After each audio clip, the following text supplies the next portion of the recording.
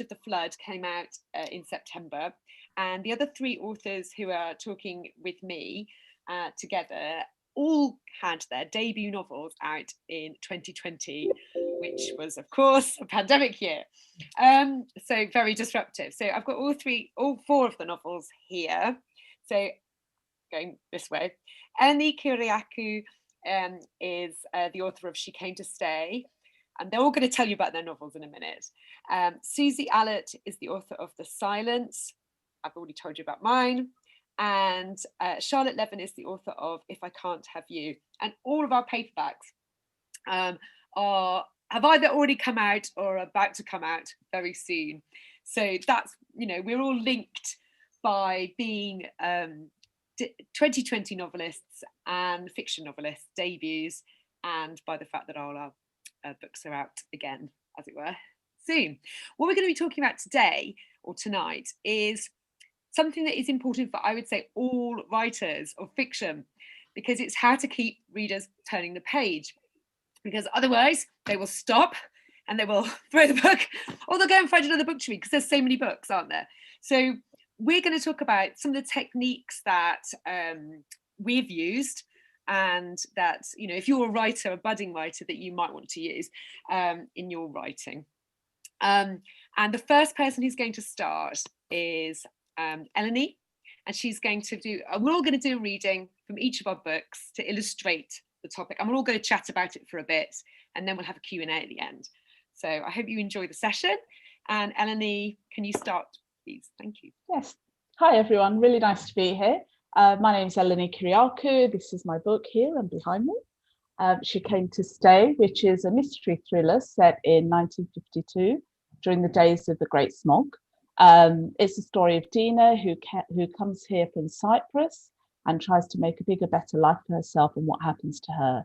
It's inspired by my parents. My mother came here when she was in her 20s, and everything worked out well for her. She didn't know anyone. And I always wonder what would happen if she'd fallen in with the wrong people. And this is that story. So I'm going to talk about openings and why they're important. And I'm going to read you a very short prologue that I wrote for my book.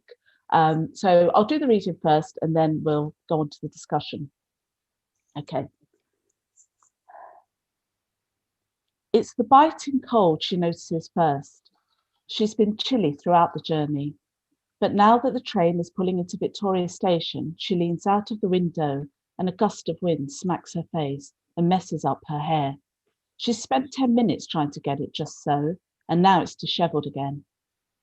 As the wheels screech to a halt, she feels the bodies of strangers push up behind her, eager to descend. Outside, the world is wrapped in a milky grey shroud that constantly shifts.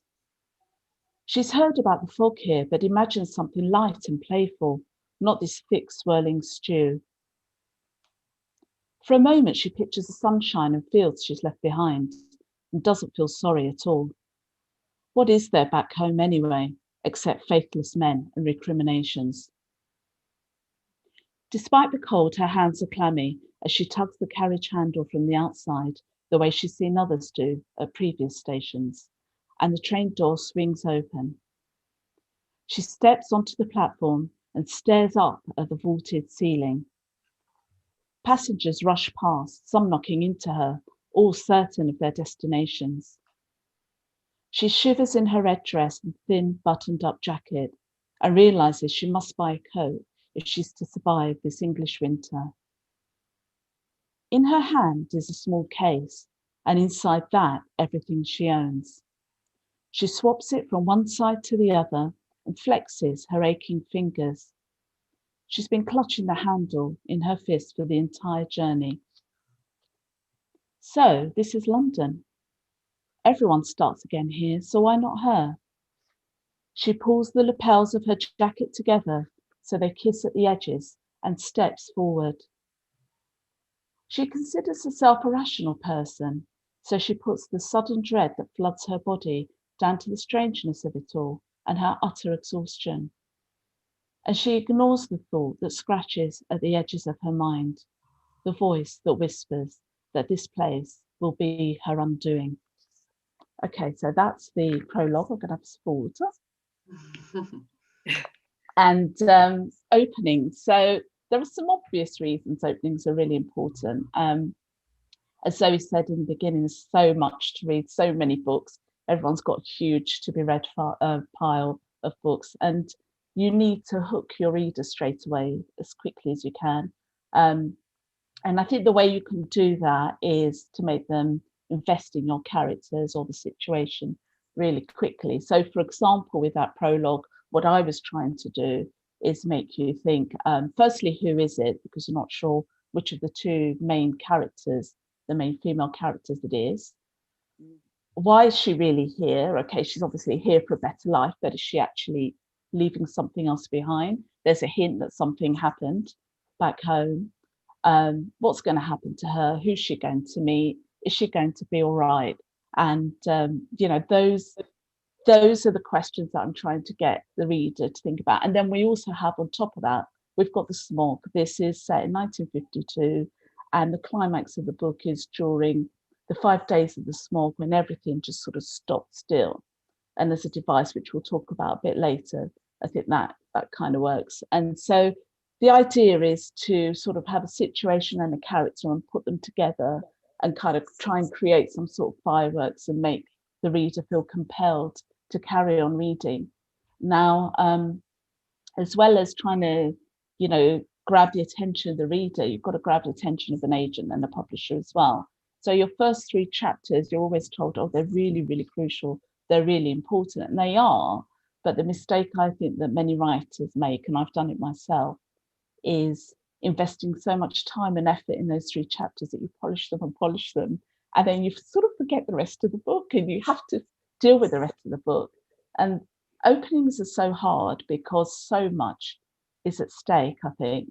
I think we'd all agree that. And I think one of the best ways of doing an opening is to get something down, try and set the mood that you're trying to create, and then carry on. And you can come back to it, and you will come back to it, and you will rewrite it 100 times, because I think that's just the sort of way it goes. And also, the other reason they are important is when we're buying books, you know, on Kindle, you're looking at the first few pages perhaps before you decide whether to buy a book. Quite often in a shop, that's what you're looking at. So there is so much pressure on the beginning, and sometimes we were talking about this the other day, sometimes people throw everything at the beginning and put you right in the middle of this huge situation.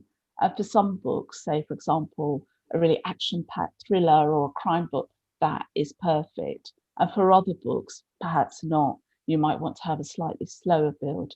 So your opening really has to advertise your book. Tell the reader, this is the kind of book, you know, I'm going to take you by the hand now, and this is the kind of book that I have for you. So, and that becomes a problem if you have false advertising, if you create a prologue or a first chapter that doesn't really do that.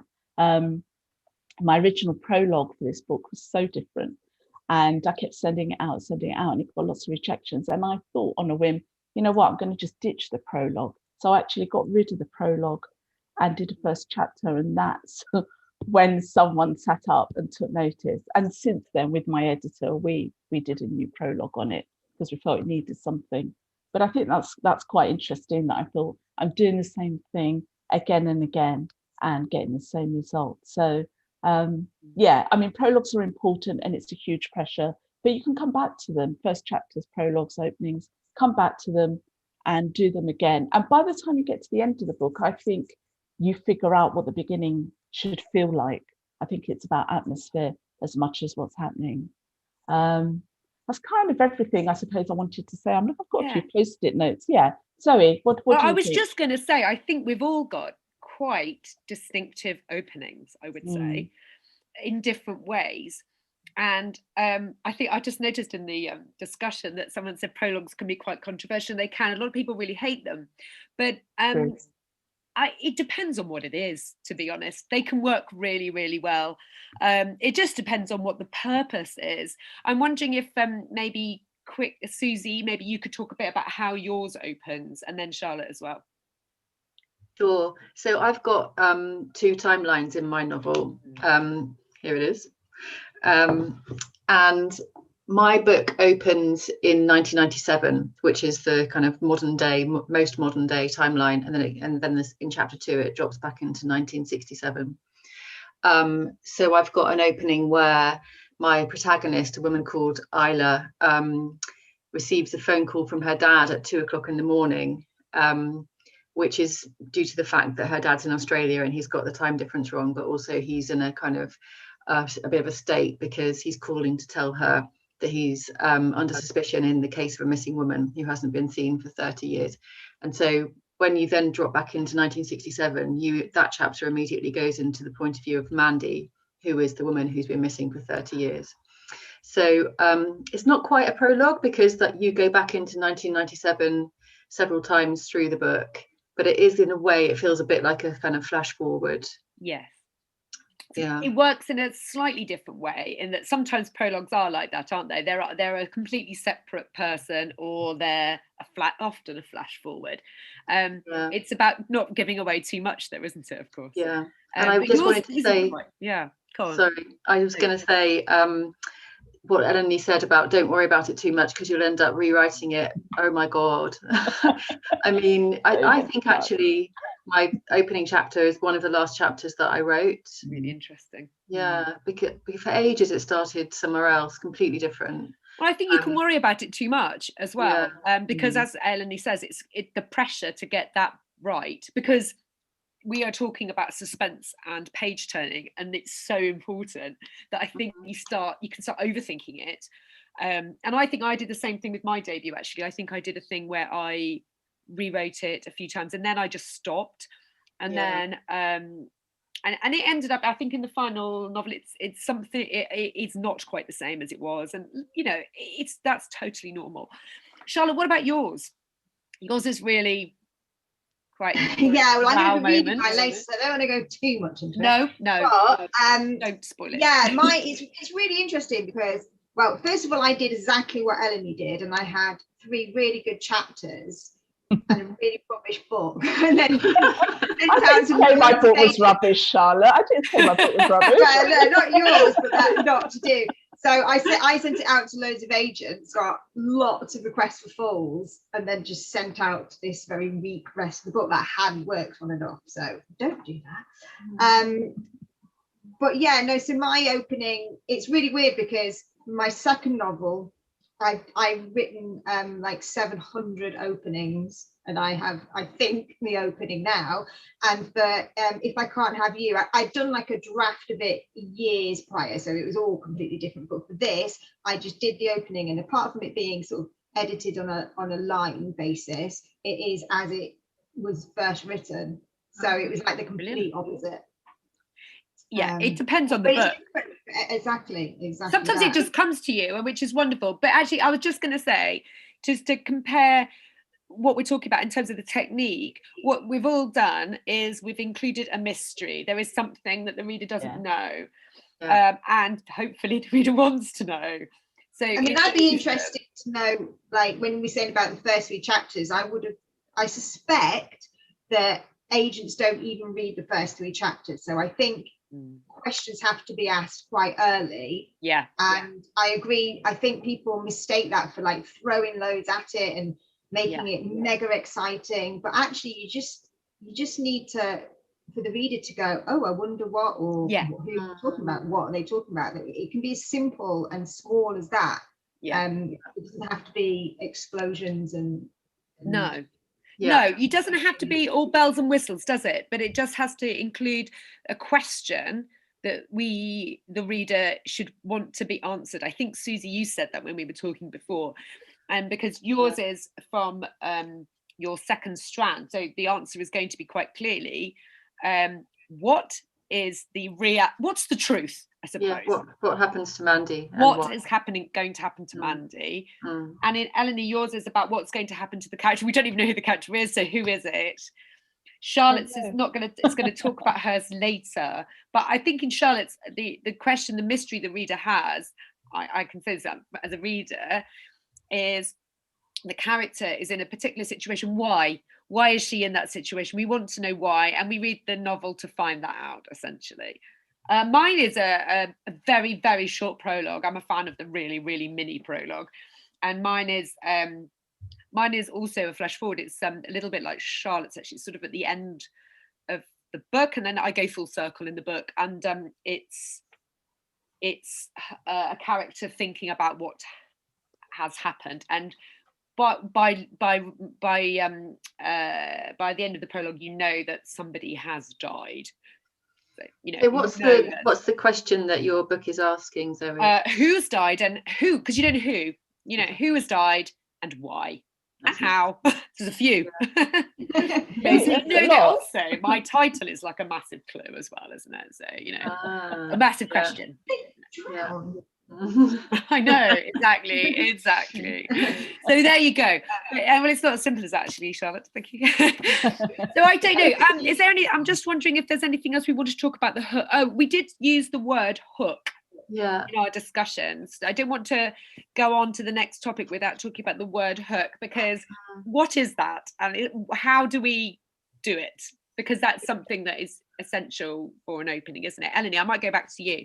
Okay, well, I'm a big believer, and this obviously is reflected in the kind of books I write, but I'm a big believer in emotional hooks. So something in your character or the situation that grabs you. It doesn't mean you have to like the person. It doesn't mean that you have to relate to them because they're similar age to you or situation. But it's that. So, for example, beginning of mine, that feeling of being lost in a crowd, that feeling of turning up somewhere, not knowing where you're going, that sort of, you're linking into some sort of an emotional, feeling that other people have had. And I think that if you can get someone, if they can relate to something in the beginning. So, for example, Charlotte, yours, when you read yours, it will be quite obvious. I'm going to say it, but what that is to some extent. Find yourself on a tube in a wedding dress with sticking about. Yeah, it happens to all of us. But no, the idea of sort of, anyway. There's something going wrong. Yeah, it's something. It's linking into that. I think that's what for me. That's what it is. It's about feeling. It's about the character. It's about the emotion. Rather than necessarily about what's happening.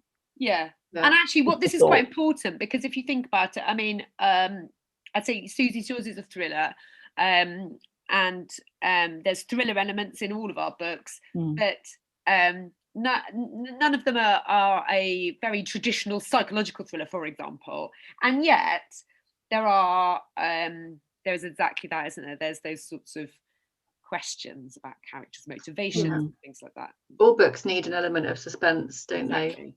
Yeah, exactly. I'm wondering if we should think about moving on to the next topic. What do you think? So our next topic is character, but I'll let Susie introduce it. Thank you. So I'll talk a little bit about my book first. So it's called The Silence, and it's out in paperback on Thursday. And I was really worried I was going to forget to say that. Phew. And I've got my copy. Yay, well done. So it's a literary thriller, although people have referred to it as crime fiction. People have referred to it as a mystery. I think it slightly straddles those genres. It's set mostly in Australia, and it's about a woman called Isla who goes back to her hometown of Sydney after a long time living in England because her dad is a suspect in the case of a missing woman. And she goes home because she wants to defend him. She believes in his innocence. And then she starts to have doubts. She starts to wonder if he's hiding something. And the more questions she asks, the more she starts to doubt everything. So it's about her childhood memories and how reliable they were, that kind of thing. So I wanted to talk a bit about the way that we create suspense through character. Because as Eleni said, that's how you bring in kind of the emotional hook of a story. And the character that I was going to talk to you about is a guy called Steve, who in the book is a policeman. When I was researching, I'd written several chapters and didn't really know where I was going with this book. I knew it was set in Australia, but I didn't know anything else really. And I read a book called Australia, The History of a Nation by Philip Knightley, and he writes about a man who was a policeman in Victoria, which is a state in the south of Australia, And he used to come home from work and cry on the veranda. And his son found out several years later, many years later, that his dad's part of his dad's job was to remove Aboriginal children from their homes. And that's a policy which is now thought of as a terrible injustice, referred to as the stolen generation. And I thought that's fascinating. I just kind of wanted to crawl into his head and try to figure out what it might be like to live with that kind of internal conflict, because presumably he's going out and doing a job every day and privately feeling that he's doing something terrible. So that's kind of, once I had that character in my head, I knew I had a novel, because I had somebody who was at war with themselves, if that makes sense. And there was this huge gap between who they believe themselves to be and who they want to be, and how they are perceived. You know, that kind of that huge internal conflict is what I found fascinating. And I think that really conflict is kind of what drives fiction. So I think what I might do is I might read you a section. This is an edited version of chapter 3. And obviously I'm not Australian, so try and pretend that this is this is being read in an Australian accent. Okay. Ivanhoe, New South Wales, 1966. Steve saw her first, kneeling in the dirt at the edge of the creek. She looked happy enough, 5 or 6 older kids with her, poking at something in the water with a stick. He turned away, kept his foot on the gas, and hoped to God she'd run off before Harry spotted her. With any luck, they wouldn't have to do this one. He'd tell Ray they couldn't find her. He'd be able to sleep tonight. No such luck. The kid jumped to her feet and started shouting at the others to come and see, come and look at this, waving the stick in the air.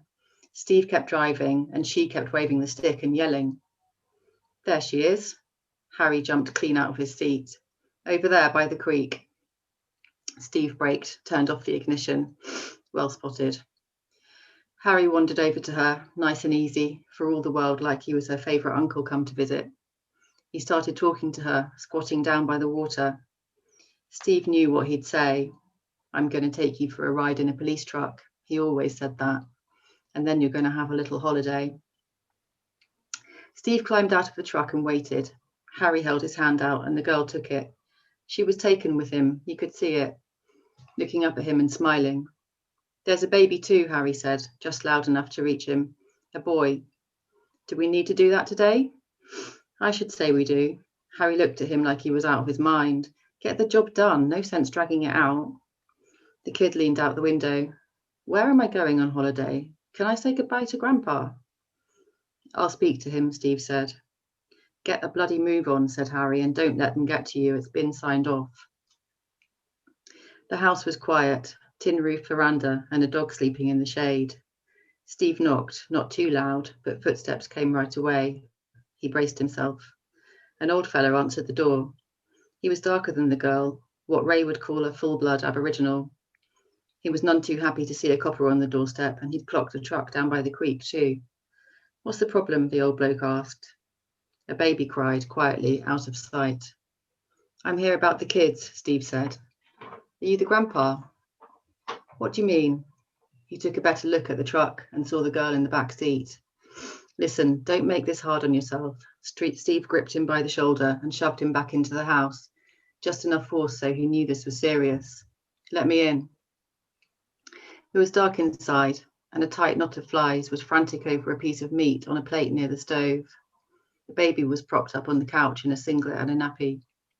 Where's the mother? Out, the old fella said, and looked at his feet. Look, mate, we've been told to take the baby. Orders from above. The old fella shook his head. You can't. He picked the boy up and held him tight, both arms across his body. We're a loving family. We look after the kids. A fly thumped against the small window and dropped to the floor. The room was stifling. Steve started feeling separate from his body, like he might not be in charge of himself. He didn't know what he'd do next. He locked eyes with the baby, a steady gaze, wise and sad. Something in Steve shifted then, standing in that small room in Ivanhoe, although he barely felt it. The slight loosening of a knot. Okay, I'll leave it there. otherwise it's getting a bit long. So I think you can hopefully tell from that reading that he's a man in conflict with himself, doing something terrible for a living, and kind of hating it, but at the same time pulling out a persona so that he can get himself through it. Does that make sense? Yeah, absolutely. I think what else I wanted to say about him was that I didn't feel that I needed the reader to like him. It would be quite difficult to fully like him, I think. But what I did want was for the reader to understand him and have a kind of quite uneasy empathy with him. And I think that that's something I kind of wanted to play with, really, this difference between empathy and sympathy, how you can kind of understand somebody without necessarily liking them. So I hopefully he's a kind of interesting character, interesting enough to kind of make you want to keep reading so that you can figure him out a bit more. Yeah, that's what I was going to come back to, is this idea of one of the reasons that a reader might carry on reading is to find out, what does actually Steve do? How does he resolve this with himself? And I think that's one of the things that we were talking about, wasn't it, in terms of why character is so important in suspense and tension and keeping the reader going, is that we cannot know everything about a character. It's impossible. And it's finding out what this character is going to do with the situation they're in. And if they're an interesting enough character, we want to know that. But they don't have to be, certainly don't have to be nice, but they don't even have to be particularly likable, do they? It's about, we can maybe understand something of what they're going through. The other thing that I meant to say was the idea of kind of drip feeding information about a character through the novel. So for quite a long time, actually, through the early drafts of the novel, Steve was a character, but I didn't write from his point of view. I didn't know if I was going to be able to do that, because I didn't know if I could write a man, for example. You know, this was when I was really kind of learning the trade. And so even though I do write from Steve's point of view, you find out that most about him through his wife. And she kind of remembers how they met occasionally, and remembers how she felt about him when she first met him. You find out through her that he comes from a long line of policemen. His father and grandfather were both policemen. And so he's got that kind of feeling of pride about being a policeman. And that's partly why he keeps doing his job, because he's terrified of kind of, what would my dad think if I were to jack this in? Yeah, that's really interesting. So actually you use another character to drip feed us information about this character. Yeah. And does that work the other way as well? Or, I mean, I suppose do you do that in both your timelines? Yeah, definitely. Yeah. Because the thing is that characters quite often don't have enough self-knowledge to feed you the information about themselves. So it's really interesting to contrast how a character sees himself with how somebody else sees him. Yes. I mean, that's the beauty of having more than one point of view, and I'm going to have to ask Charlotte about this in a minute, because you're the odd one out here. But actually, because I think that's really interesting. But your character you do the same thing, but in a different way. But yeah, is there anything else you want to say about Steve or anyone else before I move on and ask? I don't think so. Other than I was just thinking, I think I've got 5 points of view. I can't even remember. Oh, yeah, that's really interesting. Actually, so we can quickly talk about that. I mean, it's we've got to remember we're not talking about, just about character, but actually there is a reason. One of the reasons for turning the page is using point of view is a really quite a useful technique. We did talk about that, didn't we? I know that Eleni and Susie and me all have multiple perspectives. You have how many do you have, Eleni, in the end? I can't remember. I have 2. I have my first person, who is Dina, who is the person who's literally just arrived, and then she has her glamorous, mysterious friend Beba, and that's done from third person, but it's a very close third person. She's got quite a sort of distinctive personality. But a lot of Beba's character is about how other people see her. She's very much about how she looks. And so the way people react to her kind of tells you more about her. And she's one of those people that always thinks she's the cleverest person in the room. And she will sort of think that to herself. And then other people react around her. Yeah. Like little things that make you think, oh, that's not quite. Like she steals a cigarette from someone when they're not looking. And it's just like a little red flag. A bit like when you're going out with someone and they do something, you think, oh, what's that about? Yes. And then you try and ignore it. And it always comes back. But we're kind of, I suppose multiple perspectives is one way, isn't it, then, to create a sense of, to create more of a sense of a character, but also just how much they don't know about themselves. And that can provide a kind of tension that can lead us to wanting to know exactly how that is going to resolve. And Charlotte has a really different way of doing it, but yours is a really interesting. Yours is more like a classic, I suppose, unreliable narrator, would you say? Yeah, I mean, that's what people, I suppose she is. I've always thought of her as completely reliable because as far as she's concerned, because she's very honest and it's all very raw with her and true. So in that respect, she is an unreliable narrator. It's just that her view of everything is slightly skewed to the norm. But yeah, so with Constance, I mean, I was just completely in her, it's just the whole thing, and not just a conflict within her, which, as Susie was saying, but I really wanted to create conflict in the reader with her of like, we're rooting for this character, but we shouldn't be, or like, don't do that, but we know you're going to do that, and sort of weirdly be on her side, even though she is she's doing wrong throughout the whole thing. So I that's what my intention was to do with her.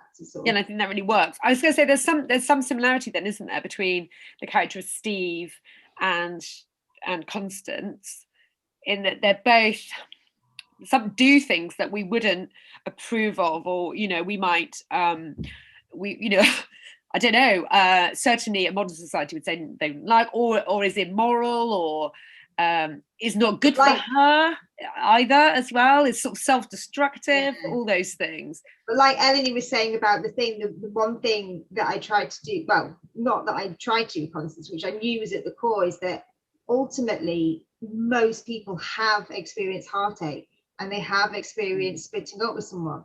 So even though the person is behaving, we've all actually had the same feelings, we've just acted on them completely differently. So I think that's how I sort of managed to make her an empathetic character, really. I tried. You still do that thing where you drip feed information, which I think is quite clever, because you're doing that even though it's all in her. What you're doing is you're controlling what she tells us, essentially, aren't you? Because that's the key about the whole point of how you use character to create tension. There's loads we don't know actually till later on. But that's a difficult thing to do in a first person narration. If you're just doing that's quite a difficult thing to do, and I think that it can be that sort of knowledge gap thing, people holding back. It's a real fine line, because it can be very annoying to read if it's just obvious that someone's going, that thing that we didn't do. Exactly. You have to be careful, don't you? And that goes for third person as well, actually. I'm sure. But more so with first person. I think it's more like the reader might feel more manipulated. But it's a balance. No, it's really, they should read your book as a way of doing it. That's an exemplar, I would say. Brilliant. I'm actually going to think we move on, and actually that's me. So I will be. We can come back to all of these topics, obviously. I'm just going to actually show this, because I'm going to use this as because I've got my post-its. So my book's called The Night of the Flood.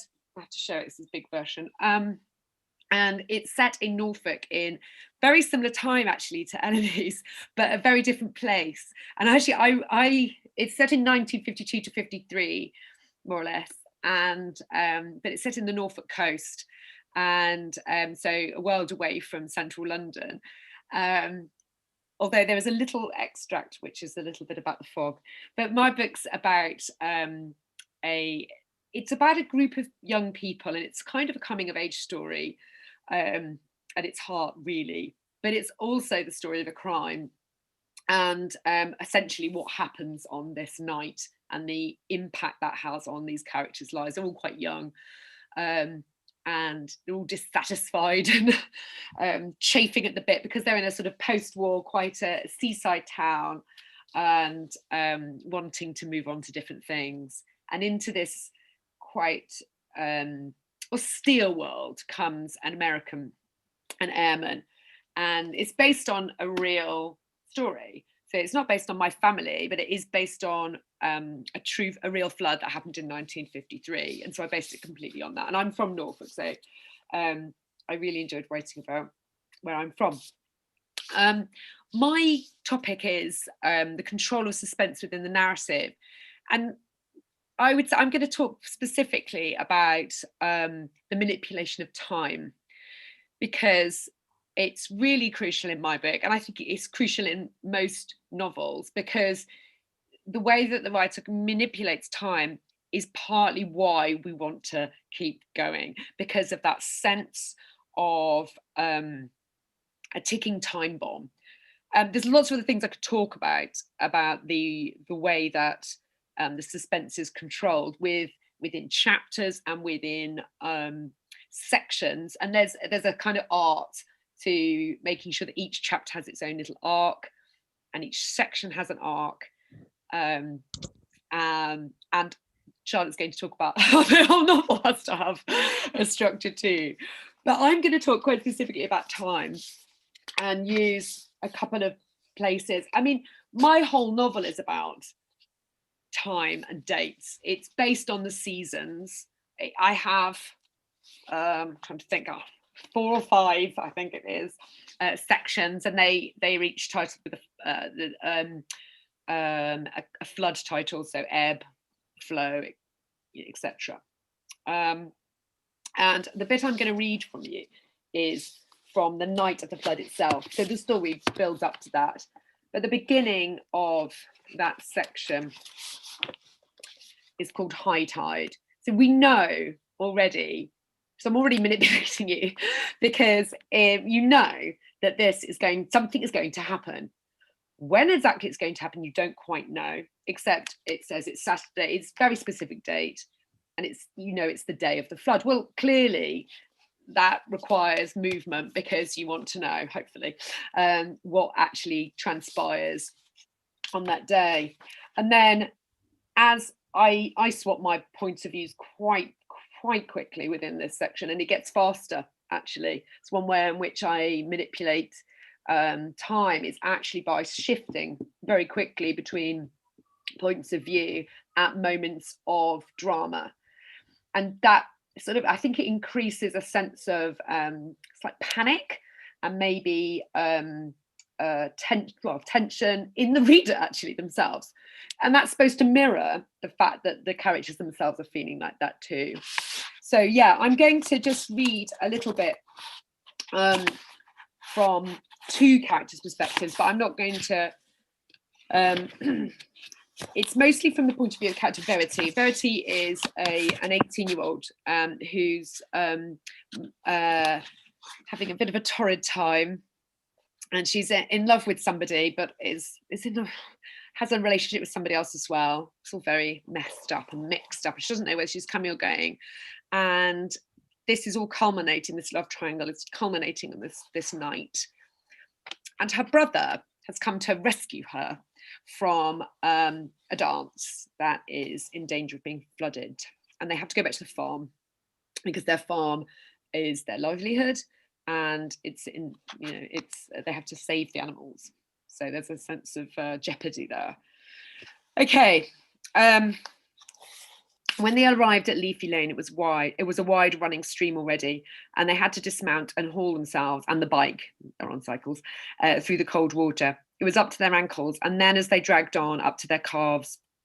Peter shouted, "Come on, Ver," as she fell behind, but her legs were so slow.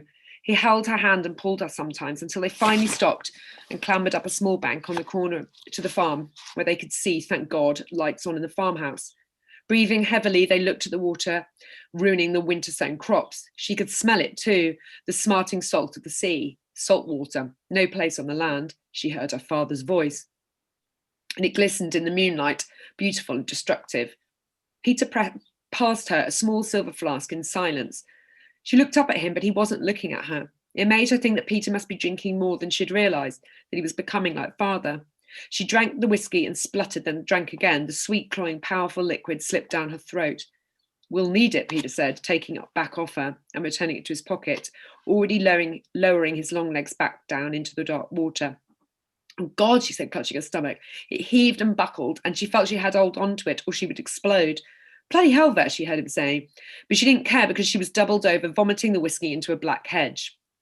Later, all she remembered of the last part of the journey was the pain in her legs, the bitterness in her mouth, her tongue swollen. Something hard brushed against her in the water. Fear rose inexorably like the water. At the house, the lights were off on the ground floor. Stumbling, splashing through the wavelets, sloshing around the door, the water almost up to the letterbox, Peter said, "You're here now. Get him up to the top floor and stay there." "What about you?" she wailed. "Aren't you coming too?" "I've got to check on the animals." He gave her hand a quick squeeze and she clung onto it. "What about the house? All the furniture, Mother's things? And we don't know if Father is... How do you know if he's not out there?" "He won't be. But if he is, I'll find him. I can't wait. The livestock there, the bloody cows. I've already been away too long. It's probably already too late, but I've got to try. We can't afford to lose them. We just can't." His face was contorted in worry. As if from high up in a hot air balloon, she saw what a precarious strait the farm was in. It would only take one thing to sweep it away. As he started wading, she was immobilised by helplessness. Peter stopped, came back. "Take this, you might need it, but eat something for God's sake." He put the silver hip flask into her cold, wet hand. "You might need it too," she shouted after him, but there was no sign of him in the darkness. And at that point, I've got a separate piece of writing which says, "Second breach of the seawall halfway along the embankment." So we know that she is there doing what she's her slightly, horrible situation, and then what's actually happening. And then it switches point of view to rain was lashing the sails of the boats in the harbour, dripping off the guttering in Stade Street when he emerged from the house of the spinster sisters, stuffed with the scones that they baked specially for his visit. He stood under the slight protection of their doorway lintel, peering down the street, which was lit from above by the yellow light from the Soul's street lamp, making strange shadows on the cobbles. That is a completely different character, and that's him, and he doesn't yet know what is occurring elsewhere. So I guess my point is, by that, the manipulation of time there is, it's also manipulation of perspective, actually, but it's a sense of kind of dramatic irony that the reader knows some things that the characters don't know. Some of the characters know some things that the other characters don't know. But it's also about building within particularly moments of importance, sort of slowing it down so that because all of this is what's happening is I'm almost telling it blow by blow at this point, but equally it's quite fast because I'm switching it. It's quite hard to explain, isn't it? But it's about building the momentum. Essentially, that might be the word I'm looking for here. Momentum. It's about building the momentum to the dramatic moment, because at this point, this is not too far away from quite an important moment. It's not actually the end of the novel. There's another one coming later, but that's one of the key moments. So it's like a ticking time bomb, I suppose. And in my novel, that works through lots of different things, but particularly through the fact that we know that the flood is coming. Okay. And then after that, you have to think, well, what's happening next, actually, I suppose. So that's one thing. And then the other things that we've talked about that are really important in terms of controlling the suspense are also things like, it's a little bit like drip feeding, but it's a kind of foreshadowing. And actually, I suppose that's an example of foreshadowing as well. The fact that it's not foreshadowing, but it's the fact that earlier on in the novel, I have hints about the flood. That's the foreshadowing, right. Yeah, I suppose. And then little details about things like the hip flask become, important later. And so that's what another thing that we were talking about. It's about manipulating the details that you're going to bring in later. I was wondering if maybe, Susie, you could talk a bit about how you've used time in yours as well. Okay. I mean, obviously, I've got the 2 timelines. Yes. So That's I huge, guess, actually. yeah, that's pretty much how I do it. So I do some foreshadowing, but mostly it's about leaving the reader wanting something and then not quite giving them what they want yet. Yeah. So they know it's coming, but they need to hang on, and making sure that when you leave your reader hanging, the place you take them to is equally compelling, whether that's because the character is and their situation is compelling, or whether they're in their own place of drama. So that's kind of about how I control things across 2 time zones. Yeah, that's really interesting. Yeah, so each section that you leave it with has to include a question that you're hoping will be answered in the next one, and it's not quite answered, or sometimes it is towards the end of the novel. Certain questions might be answered, mightn't they? If you think about it towards the end, but not all of them until right at the end. Yeah, I would say that's the same for most novels, actually. For the very reason that you want to keep some things back, don't you? Yeah, exactly. You have the other thing that I was thinking about when you were reading, Zoe, is about how if your scene is very dramatic, there can be sometimes a bit of a temptation to kind of make it feel like it's all happening very quickly. Yeah. And actually, what can be incredibly suspenseful is to slow it right down. Yeah. And I can't remember which one of you was saying when we were talking before about how if a scene is really important, I think it was you, Eleni. Go on. I won't take your point from you. You say it. Oh, okay. Thank you. Basically, if the scene is really important and you slow it down, then the reader knows that's where they're meant to look. So if you slow everything down, sometimes you read something and it's like, and then she made a cup of tea, and then this happened. It's like, oh my God, something's going to happen with a cup of tea, but nothing happens. It's just a cup of tea. And so basically, whatever you want to focus on, if you slow it right down, it can make the reader realize that, it's kind of that sense of suspense. Yeah. And the more you do that, the more they're kind of hopefully compelled to really read, and you're building up to a sort of climax, and they're compelled to turn those pages, hopefully. That's a little bit like what we're going to talk about next, because that's a bit like sort of the control of pace as well, isn't it, essentially? Because it can't all be the same. And I think that comes back a bit to time again. So the really key sections of your book have to be given their weight, don't they? They have to be properly dealt with. And and actually, I mean, as I said, I think the flood itself I deal with almost blow by blow, not quite, but certain bits are really very, very in real time almost, and then jump, because you don't want to, you can't keep doing that. That's not how it works. The reader cannot sustain that, I would say. And then when we were talking about, perhaps this is where we're going to come to next, it's about jump cutting. Then I think that's still time, actually, isn't it? That's still manipulation, because I think if you slow down a particular section and then jump cut to another one, then you've got the knowledge gap, haven't you? You've got that gap in the reader, who will then be desperate to know what's happened in between your gap, I suppose. Charlotte, I think you deal with time as well. And quite interesting. Yeah, I mean, mine's, as I say, quite linear, so I haven't got your back and stuff, but I think I've tried to sort of, like, for example, there's a few examples where she goes into the object of her desires flat on her own, and he's due back from somewhere. So for that whole time, there's like clock watching and hopefully a feeling of, please get out of there in time. Yeah, there is. I think the reader feels that, actually. I think the reader is then feeling the ticking time bomb. The reader is aware.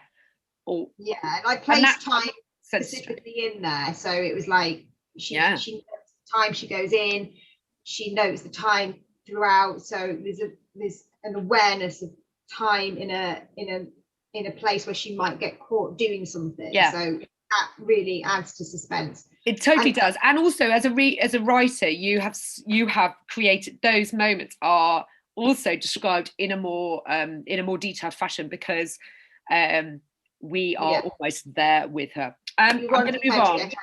That was really interesting. I'm going to move on though to structure, which is a huge topic, but we've covered little bits of it. And Charlotte is going to talk about her book. Okay, so this is my book, which is, if I just realised cat head all over it, I do apologise if you can see. If I Can't Have You, which is basically about a young woman called Constance Little, who she's left Manchester for London following her mother's death, and she has instant attraction to the new doctor, the medical practice where she works, and they have a brief affair, and she thinks she's found the security and happiness and everything she's looking for, and to him it's just a fling, and he ends it. And essentially the story is her inability to let go of this relationship. But so she effectively becomes a stalker, but it's not like a psychological thriller stalker thing. It's very much about why someone would become that, what's happened to her, the synergy of his personality, and hopefully a sort of realistic understanding as to how that can happen to someone. Okay, so I'm going to read the opening chapter, because my book is pretty linear. Aside, there are some like flashbacks, but it's pretty linear. But I start towards in a scene that would happen basically towards the end. You don't see the scene at the end, but it's sort of what happens beyond the end, after it ends, and then there's a sort of epilogue at the end. But when the action ends, this is a scene that would happen that you don't see. They all stared. The group of girls cooing over the fruits of their Christmas shopping trip stopped and slapped each other's arms. The married ceased to argue and held hands. The reading man lost his page. I stood in the tube carriage among them. A young sooty-booty city prick and a Sloane Ranger with a leg-kicking infant on her lap parted ways to expose a seat for me. I don't believe out of politeness, more likely out of fear, confusion. The fact my light-headed sways made it probable I'd fall their way. Regardless of the reason, I was grateful and squeezed my white taffeta and golf body between them, while attempting to keep the material under control, which proved impossible as the voluminous skirt overlapped onto them both. The child, who I could now see was a girl, stroked my dress with her saliva-ridden fingers. Look at the princess, Mummy. The mother buried her spawn's head into her blazer, clearly wishing to God she'd just got a black cab as usual. However, her utter Englishness forced her to smile at me. I returned a semi-version, but was conscious of my front tooth hanging by a minute thread of gum. It hurt. I closed my mouth and locked down on the blood covering my chest. It was odd how it had taken more to the embroidery than the taffeta. Raising my head, I could see in the window's distorted reflection, Sloane and City Prick looking at each other behind me in wide-eyed horror. Though they appeared to be strangers, I bonded them. Beyond their ghostly images is the huge High Street Kensington sign. It was telling me goodbye. I remember thinking I'd write a book about it one day. The fucked girl on the train. As we pulled away from the station, eyes screwed and faces twisted with calculations as they tried to decipher what had happened. Was I the jilter or the jiltee? But as you know more than anyone, Dr. Franco, people are rarely what they appear to be on the surface. The marrieds may have in fact been illicit lovers. The shopping girl's been out on the steel. Sloane pressed a Chanel silk scarf against her nose. It was my vomit lace veil she could smell. I was tempted to turn and tell her everything, ask for her help, but I couldn't because I didn't know her. I didn't know anyone anymore. She wouldn't have given a shit anyway. her only concern being I didn't scare Minnie Sloane. I smiled at the kid. It cried. I was already old news. People stopped gawking or were doing so more subtly at least. They returned to their arguing, laughing, avoiding, heads magnetically drawn down to phones. But then came the flashes. There was no doubt I'd be featuring heavily in conversations that day. Photo evidence was needed. I'd be trending on Twitter. Reading man glanced up from his book, The 7 Habits of Highly Effective People. Perhaps he was wondering what my habit was. But then that's what I love about London. Rather than staring, why didn't they ask if I was okay? I was not fucking okay, people. In Manchester, I'd been in someone's house by then, been handed a cup of tea with 6 sugars and a blue ribbon. The tube slowed to a halt. Earl's Court. I could see them on the platform waiting for me. My tooth dropped onto my lap.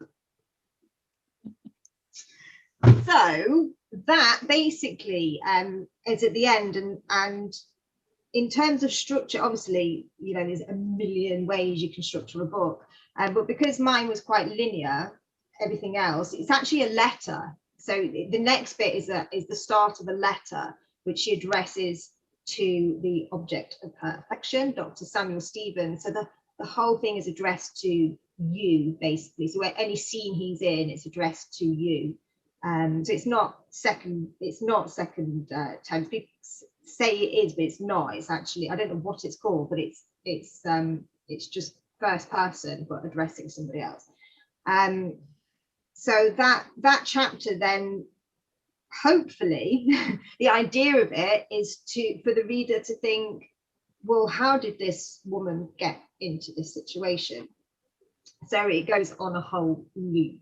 So obviously I've listened to you all, and you most of you seem to have like dumps of time thing, but that's the only thing that happens. But what I have done, and I think it's important anyway, but it's sort of very obvious when you're doing just a linear structure, is that I do try and have my plot points in position. I'm not an outliner. I have no idea what happens.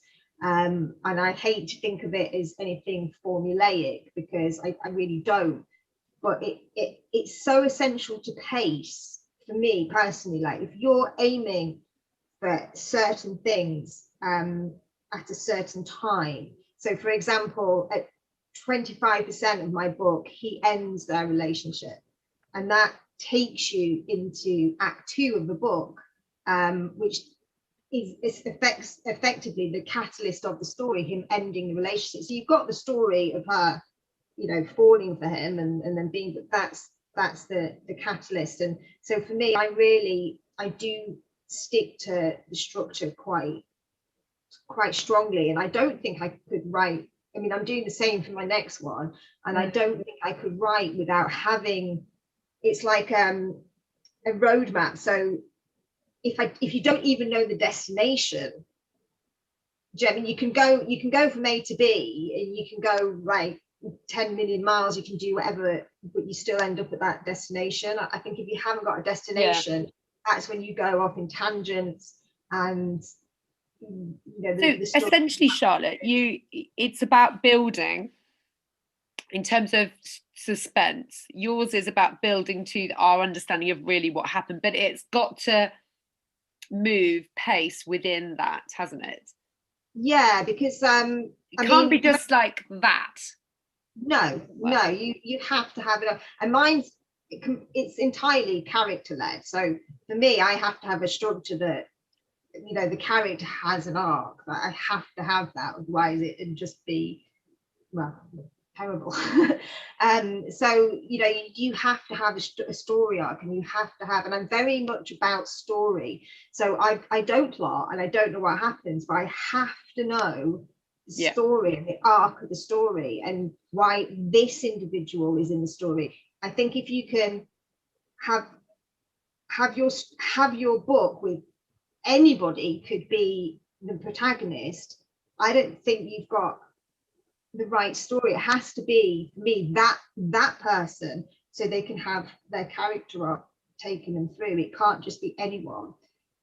so they're so interlinked. That comes back to the character, doesn't it? Again, it's got to be the right person for the right plot, and actually that's quite tricky. And actually, I suppose because you started off with character, I don't mean it was easier, but you started with your character, and then you had to decide what things were going to happen to her.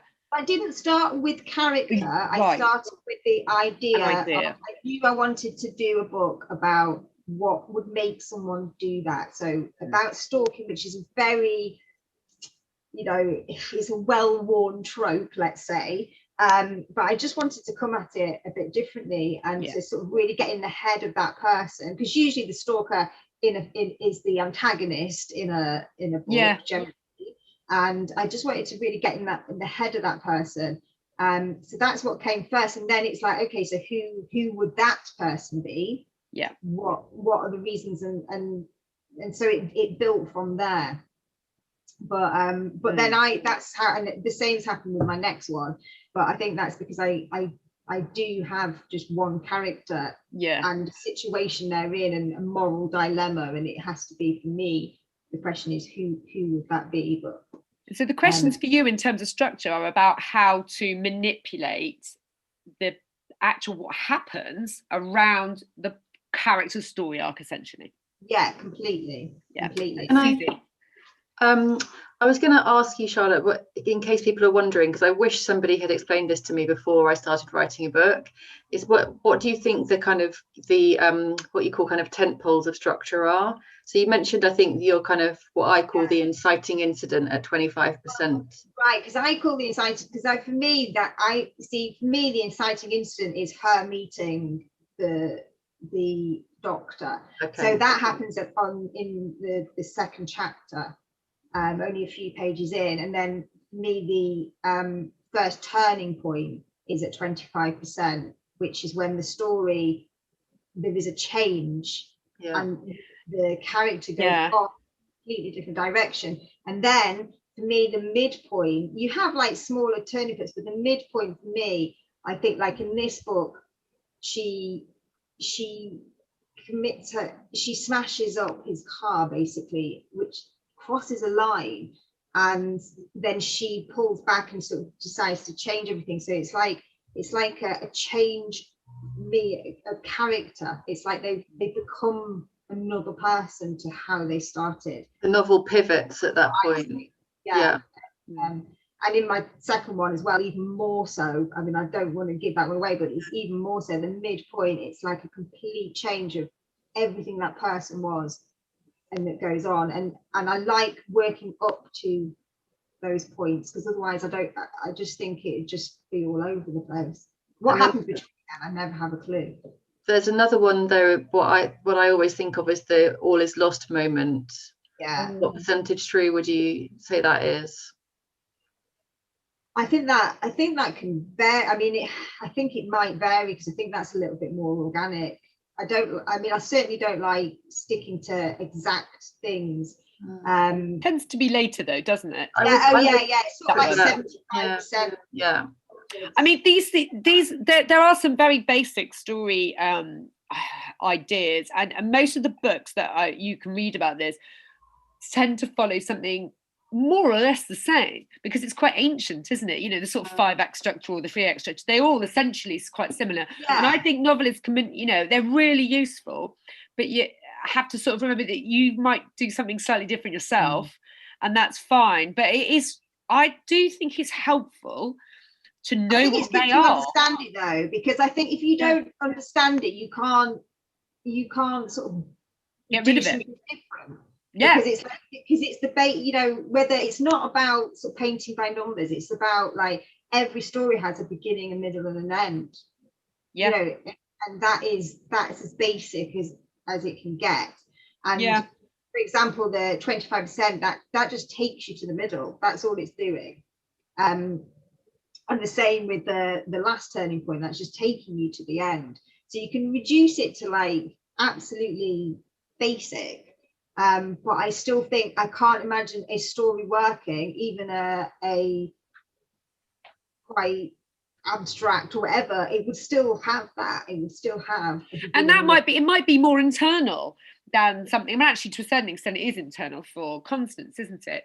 But I mean, when you're talking about these turning points, they don't have to. They often are an internal in the character's brain. I mean, sometimes they are physical too. Sometimes they're actual events, but they don't have to be. Is kind of the point, isn't it? It's about. Go on, Eleni, what are you going to say? I was just going to say, I think also because my brain doesn't work in the way where I think, 25% and whatever. For some reason, it doesn't. And yet I would consider myself a planner to a point, a sort of a rough planner. But you still get the feel for the story. You still know when you're writing it, it's like, okay, something needs to happen here. You need a big change. You need to raise the stakes. You need to do something to keep readers reading. They're going to think you're going this way. Actually, why don't we go this way instead? All those things will help people turn the pages. And I think whether you come at it from the sort of traditional sort of story arc idea and doing sort of kind of percentages and whatever of these are the beats, or whether you literally have index cards like I do and you write out scenes and you lay them out and think, okay, we've had 2 scenes with people arguing in a room, let's mix it up a bit, and shifting it around more visually. I mean, whatever works for you, I think, but it's still like Charlotte said, it's still the same. Yeah, exactly. And I think understanding it. It's like you might, as you say, you might not do that, but I bet when you look at it, I bet it comes around there, because it's like it's sort of organic within a story. And I read on my Kindle a lot, and it really fascinates me. I look and it's like, oh, okay, that's happened in the middle. Whether or not, it's just always there. That's really interesting. I'm going to stop this at this point because I think it might be a good time, because we've only got about 20 minutes left. Might be a good time to think about, what do you think, looking at some Q&A? I was going to just say that actually one of the questions that I noticed pop up was, how do you prevent a saggy middle? Good and in a way, I think that's kind of the answer, isn't it? If you structure your novel correctly, the midpoint, the middle of your book. I heard somebody say once, if you open a novel at its centre, you should be able to understand exactly what that book is about. Does that make sense? It's kind of things come to an apex in the middle. Yes. And if you haven't got that, then you need to look again at your structure. And in terms of pace for the middle as well, because if you're working towards a thing, it just completely helps the pace, because middles are hard. They are hard, but I think also just having something else switch, and like having you're raising the stakes, that whether you're writing a thriller or not, you can be raising the emotional stakes, you can be raising any stakes, but something else needs to give towards the middle, otherwise it will sag, because it's quite a lot of words to keep going, to keep people turning pages, level has to change.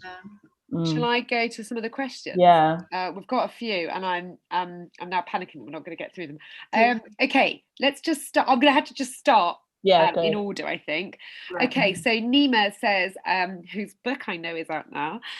She says, hello, well, lovely to hear you talk about your work. What are your thoughts on foreshadowing? I like a bit of foreshadowing. I love it, but I go and put it in later. I was just going to say that. You don't have to do it at the time. You go and sort of dot in those little clues or little symbols later on if you want to. I mean, you can have too much of it, I think, or do it very heavy-handedly if you're not careful. But I think it's great. The best foreshadowing is that you don't realise it's been foreshadowed, and you don't realise it's important. And then you're thinking, oh my God, I read that bit. It all came together. That's what that was. And I think, again, this doesn't have to be to do with genre, actually. I think for all, it's about the foreshadowing could be of a character flaw that becomes, for example, becomes something really key later, and it quite tragic or something. I don't know, as an example. Yeah. Can you think of a really good example of foreshadowing, either in any of your books or in a book that you've read? Who's that? Can any of you?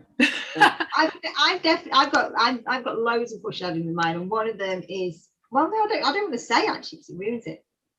I'll tell you the one that I always remember is Kate Atkinson's first novel, Behind the Scenes in the Museum, where she tells you quite early on that the one of the main characters is going to get hit and killed by a milk truck, I think. Yes. And I just remember thinking, what? And then the novel just continues. She just puts that sentence within a paragraph. I see what you mean. It's not a kind of a hidden clue. It's just a fact put in. She just mentions it in passing. And then, of course, you get to know this character as the chapters progress, and you get to like her more and more. And you know that at some point she's going to get run over. And when it does happen, it just sort of somehow doubly breaks your heart because you knew it was coming. Yeah, that's really interesting. And so sometimes it can be a kind of just a foreknote of something that the writer knows that's going to happen, but no one else does. Yeah, that's really good. And it's kind of it can kind of throw the reader, can't it? What? Yeah, that's really good. Or it could be like you're saying, a kind of more like a hidden clue that you know is a little bit off. Something's not quite right, but you don't know quite why. I think that's a good one as well, isn't it? I'm going to move on because we need to talk about. I'm going to try and get through a few more questions. So the next one is, what are our opinions on opening with a how do you pronounce this word? Preface. Yeah, I don't know what a preface is. I don't either. So if you could tell me what it is, well, I don't know. I was just wondering about that. I'm trying to think about. I think those ones are when I thought that was in non-fiction. Is that more like an author's note or something? I'm not sure how it differs to a prologue. I think we can't answer that question because we don't know what it is. Let's move on to ones we can answer. If someone can put in the question, could someone answer the question for us? Then that would be great. Thank you. Yeah, we're useless. We can't do prefaces, and we don't do them. Next question. Sorry. So next question is, what do you all think helps a thriller manuscript stand out to an agent in a very saturated thriller market? I'm not sure if I should answer that because I wouldn't say I've written a traditional thriller. All that I would say is I wrote about something that hadn't really been written about before. No one had written about that flood, and mine's not a traditional thriller anyway, so I'm not best person to answer. I would say no one had written that. Regardless of the genre, the answer is just to make it really good, and that sounds flippant, but just polish it until it's the best it can possibly be, because it's got to stand out. There's absolutely no way it's going to get picked up unless it's as good as it can be. And also with a thriller, really important to get a great premise and be able to sum it up in a line, because I think it's a thriller that matters more than anything. Because it is such a crowded market. Good luck, by the way. That's a really nice way of putting it. And I like that. Being able to, do your apparently pitch. A preface is, it's gone now, but usually by established introduction. That's why we don't know about it. Oh, we don't know about it because we're debuts, so we don't have at that stage yet. No. Moving on. Maybe next book. I'm going to just move on to the next question then, if that's okay. It keeps moving. Are prologues really necessary or just a current vogue? They're so not necessary. Jane Austen stated and set out the main themes in the first chapter. That's often more gripping than the who, what's going on hook, especially if it's obvious that the prologue's primarily there as a piece of marketing editorial engineering. I would have said mine was definitely not marketing editorial engineering. It was from me. But that's an interesting question, though. I do know what you mean. I have a friend who actually doesn't read prologues. You don't read them, or did you say a friend? No, I have a friend who admitted to me she never reads prologues.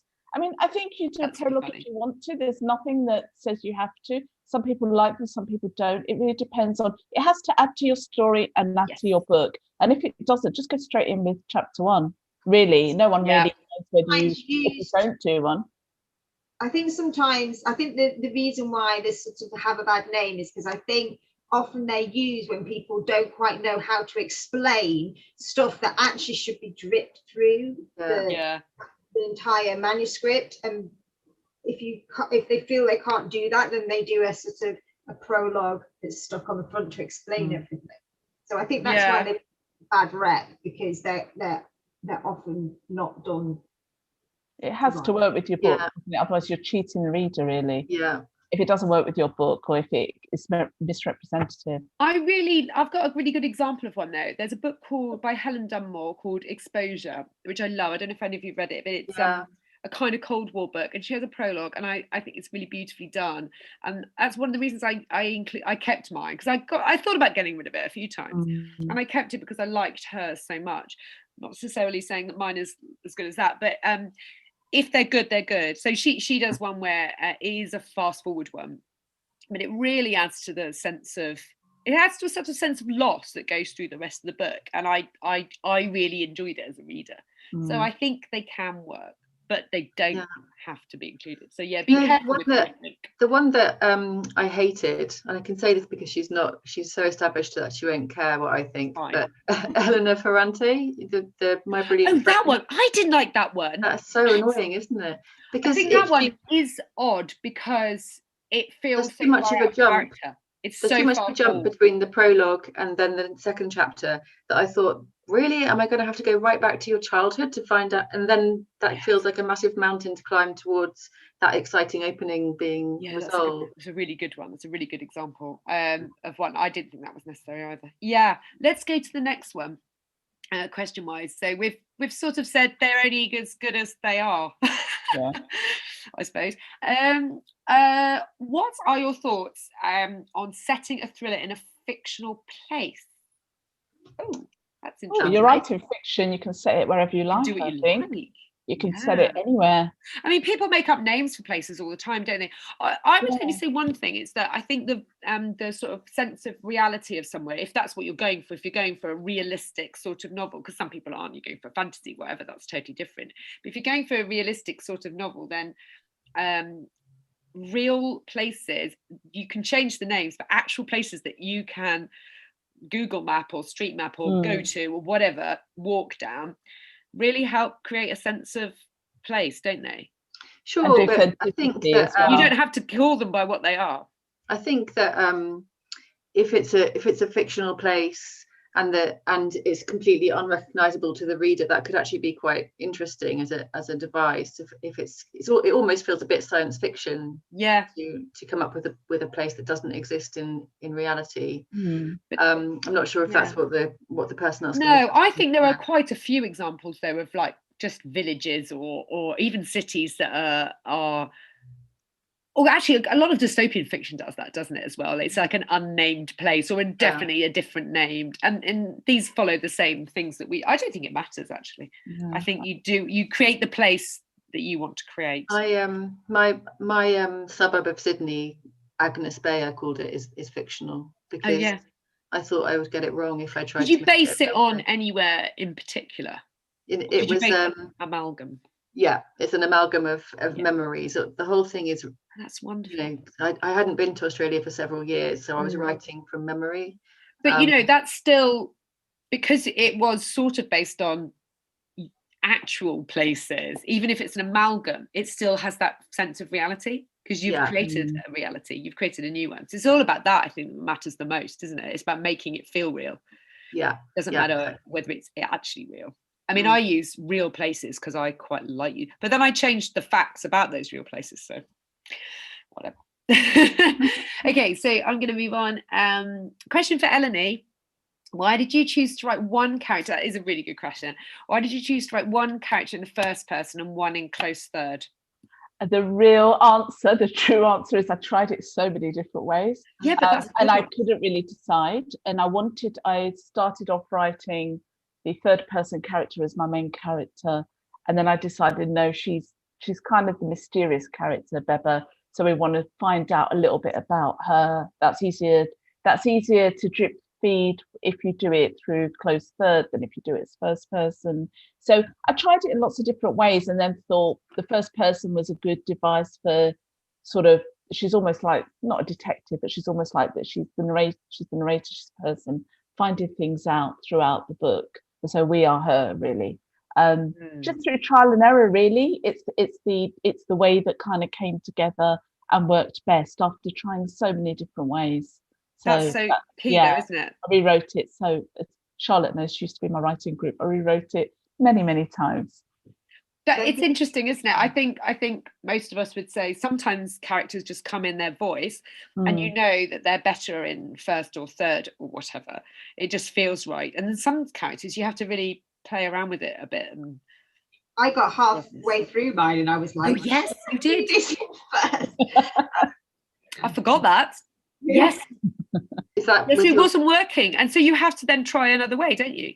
Yeah, and then I went back to it, but sometimes you have to, it's almost like a process of elimination, I think. It's like, if you've got niggles is this working? I don't know. Should I do? You just have to do. You have to try it, and then try. It probably doesn't, and then it's like, fine, I've given it a shot, and then you've gone.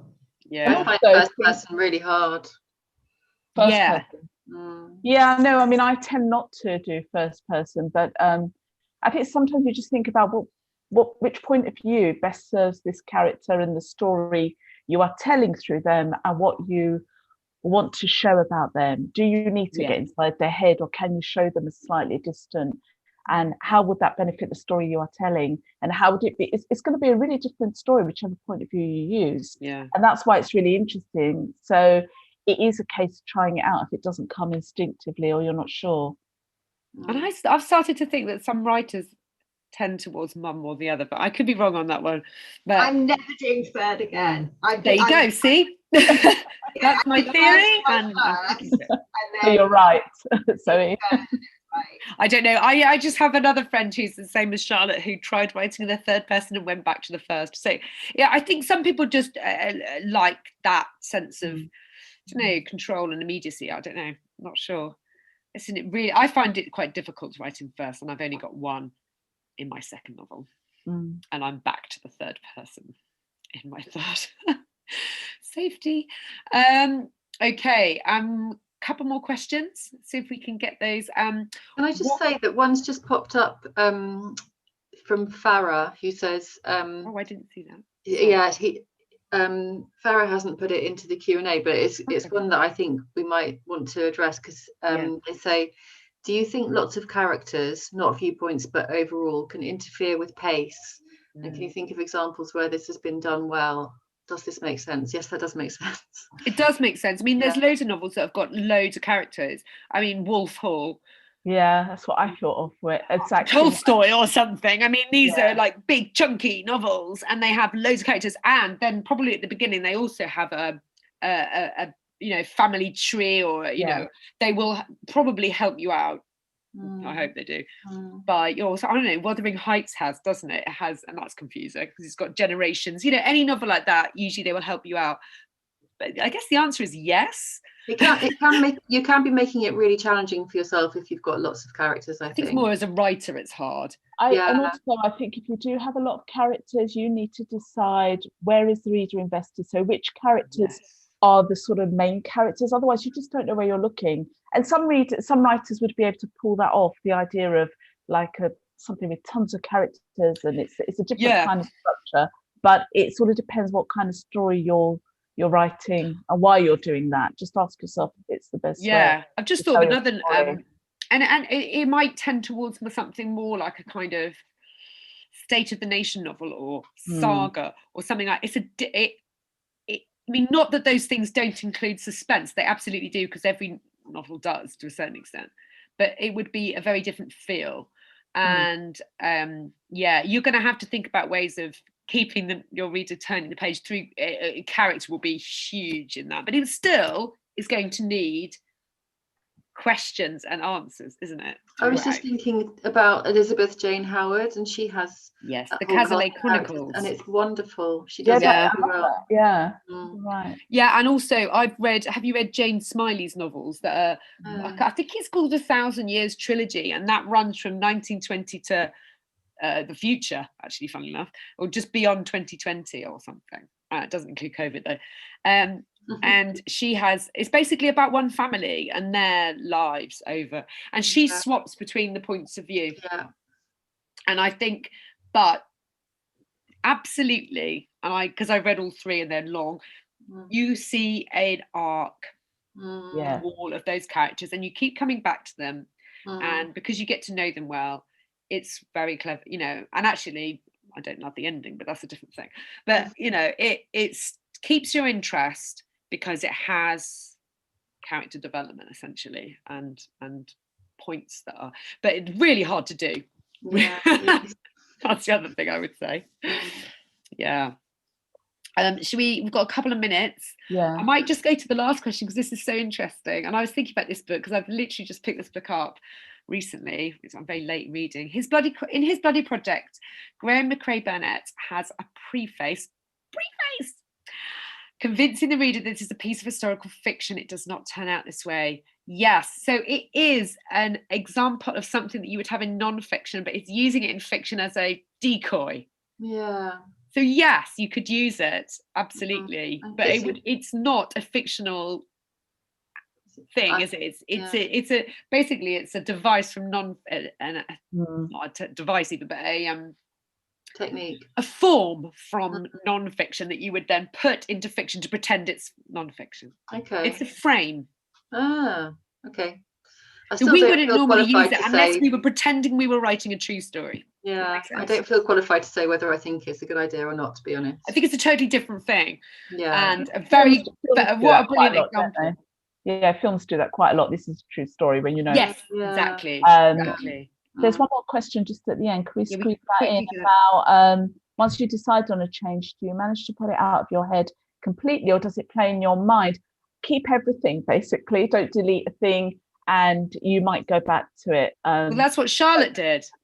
Yeah, I mean, I think we've all done that, haven't we? We must have all done it at some point. Oh God, so many times. I mean, I've got lines of plot in my head that I have to remind myself that isn't actually what happened in the end. Yes. No, like whole sections of time that you write and then get cut, and then you keep in a separate document somewhere, and in the hope that one day someone will read about the carnival that I wrote about in the summer of 1952. I just I would read that, Zoe. I would read that. I loved writing it, and then it just wasn't in any way useful and didn't move the plot on. So yeah. Somebody else, just quickly, somebody asked about word count. They did. I missed that one out, as I thought we were getting to the end. But do you want to it's just a quick one, because people always, it's so unhelpful. People always say, doesn't matter, just make your book the length that it needs to be. But I think a quick and easy answer to that is it needs to be around 70 to 80,000. Would you say? Yeah. Oh, mine's longer than or more. I say between 70 and 100,000. Yeah. I would. So that's a good. As long as you're not outside that, I think you'll be fine. I'll tell you a true story. Is that I saw one agent who ended up not being my agent, but she said she thought it needed to be a lot longer, and then I saw another agent who didn't think that. So it really depends, but I think it might depend slightly on expectations of the market you're writing for. And your genre, And your genre. Cut mine down from 90, it was 95 when I submitted. She said to get it down to 85. And then after working on it with the editors, it was 104. Oh, really? Really? Yeah, I think mine's 90 something. Mine's but that's at the end. Mine's 85, I think.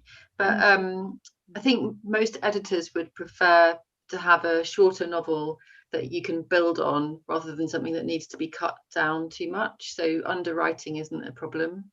Yeah, that's good to know, isn't it? Every draft I do is adding. Yeah, me too. Mostly. Oh, obviously, sometimes there's big cuts, aren't there? And then usually, it's like you lose a whole chapter, but in the individual scenes, it's it's usually building it up, isn't it? Yeah. No, I would agree. I tend to underwrite as well. Yeah. Okay, I think we might have to call it a night because it's getting. Thank you, everyone. But I really enjoyed that. Thank you so much. I'll just see if there's anything else. I just want to say thank you to everybody for coming. Really appreciate your listening to us. Hope it was helpful. And have a lovely evening. Thank you so much. I'm just going to say bye. Bye.